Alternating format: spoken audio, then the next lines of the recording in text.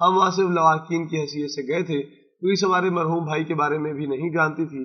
انہوں نے ان کے سامان سے میرا فون نمبر نکالا تھا اور مجھے اطلاع دی تھی. اطلاع کے دوران بھی ان کا رویہ ہمدردانہ اور سلجھا ہوا تھا. دوسرا، وہ لوگ تھانے میں موجود دوسرے لواحقین کے ساتھ بھی ہمدردی سے اور محبت سے پیش آ رہے تھے. بہرحال ہم نے بھائی کی میت لی اور اسلام آباد آ گئے. ہم لوگ پولیس کے رویے سے اتنے متاثر ہوئے کہ ہم تینوں بھائیوں نے اپنی بھائی کی پہلی برسی پر رقم جمع کی اور تھانے میں بھجوا دی.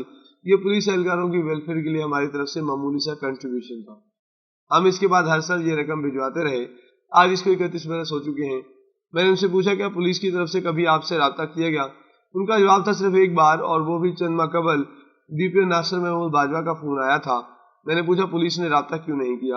ان کا جواب تھا ہم نے انہیں کبھی اپنے بارے میں بتایا ہی نہیں. میں فیڈرل سیکرٹری بن گیا مگر پولیس کو میرے بارے میں پتہ نہ چلا. ہم شروع میں تھانے میں رقم جمع کرا دیتے تھے لیکن پھر ہم ایس ایس پی کو بھجوانے لگے. میں نے پوچھا آپ اسے خفیہ کیوں رکھتے تھے؟ ان کا جواب تھا ہم یہ کام اللہ کی رضا اور اپنے بھائی کی یاد میں کرتے تھے. اس سے ہمارے بھائی کی روح کو تسکین ملتی تھی اور پولیس کی ضرورتیں پوری ہو جاتی تھیں. بس ہمیں مزید کچھ نہیں چاہیے تھا. میں نے پوچھا آپ پولیس کی بجائے کسی خیراتی ادارے کو بھی فنڈ بھجوا سکتے تھے؟ یہ بولے ہم یہ بھی کرتے رہتے ہیں. مگر اب یقین کریں 31 سال قبل پولیس کے رویے نے ہمارا پولیس کے بارے میں تاثر بدل دیا تھا. لہٰذا ہم اس معمولی سی نیکی میں انہیں بھی شریک رکھنا چاہتے تھے. میں آگے بڑھنے سے قبل آپ کو بتاتا چلوں مظفر قریشی اپنا راز مجھے نہیں بتانا چاہتے تھے. یہ بار بار ڈی پی او کے بارے میں کہہ رہے تھے. انہیں میرا راز نہیں کھولنا چاہیے تھا. یہ مجھے بھی راز کو راز رکھنے کا کہہ رہے تھے. مگر میں نے ان سے عرض کیا کہ ہمارے معاشرے میں ہر طرف بری خبریں پھیلی ہوئی ہیں. ہم اخبار کھولتے ہیں، ٹیلی ویژن اور موبائل اسکرین دیکھتے ہیں تو ہماری انسانیت، اداروں اور ملک سے یقین ختم ہو جاتا ہے. ہمارے معاشرے کو آپ جیسی مثالیں چاہیے اس ملک کو چلائیں گی. میں آپ کو یہ بھی بتاتا چلوں میں نے قریشی صاحب کو بڑی مشکل سے راضی کیا اور یہ اس کے بعد اپنی کہانی سنانے پر قائل ہوئے تھے.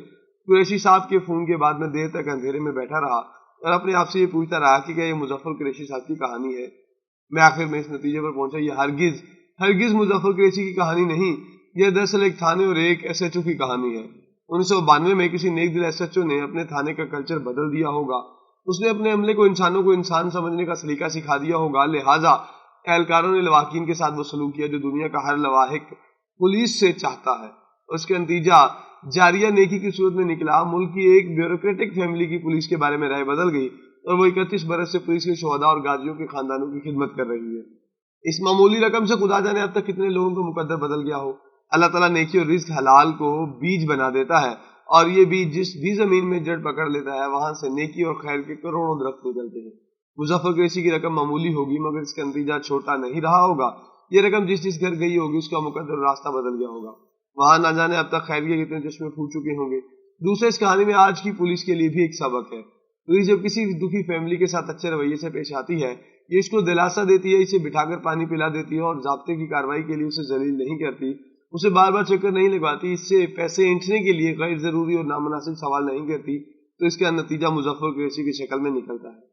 بااثر خاندانوں کے ذہن میں پولیس کا امیج تبدیل ہو جاتا ہے اور 31 سال بعد ہی صحیح مگر میرے جیسے لوگ اس پر لکھنے پر مجبور ہو جاتے ہیں.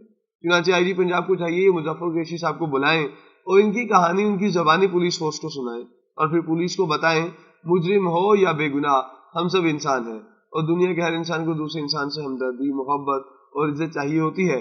چنانچہ تھانے آنے والے ہر شخص کو عزت، محبت اور ہمدردی دیں اور پھر اس کا نتیجہ دیکھیں، ملک اور آپ دونوں بدل جائیں گے.